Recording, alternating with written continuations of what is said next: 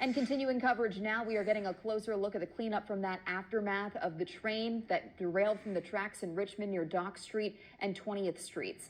CSX crews have spent more than a week lifting freight cars out of the water and repairing the track and bridge. Taylor Bryan was there earlier today and talked to CSX about what's left.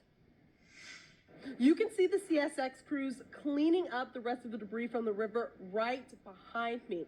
And dozens of people have stopped by today. And as I was talking to them, a lot of them said that this incident makes them think about the state of infrastructure overall across the city. 9 days since the derailment around Dock and 20th Street in Richmond, and crews are still pulling parts of freight cars from the bottom of a river where they stopped, where the tracks didn't. It was a pretty awesome sight of how quickly the crews came to work on it, but it was pretty daunting. You know, three cars fell off, and there were several on top that were a little tottery.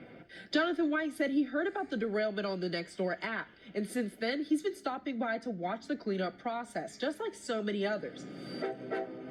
CSX, the ones leading the charge to Ch12 on your side. As of Wednesday, all track and bridge repairs were completed. On Saturday, crews removed all 3 rail cars from the canal. Now they are focused on getting everything else that remains and determining a cause. One common hypothesis people shared, the heat. I mean, it's been so incredibly hot, and these rail lines are heating up and maybe warping. Who knows? I think it was like 104. And who knows what on top of that bridge, what the temperature was. So that's an obvious suspect. But the incident sparked broader questions about how old some of these railroads are and if officials are making sure infrastructure is a priority, from Richmond to nationwide. And so the big issue is, are we devoting enough attention to infrastructure in this country?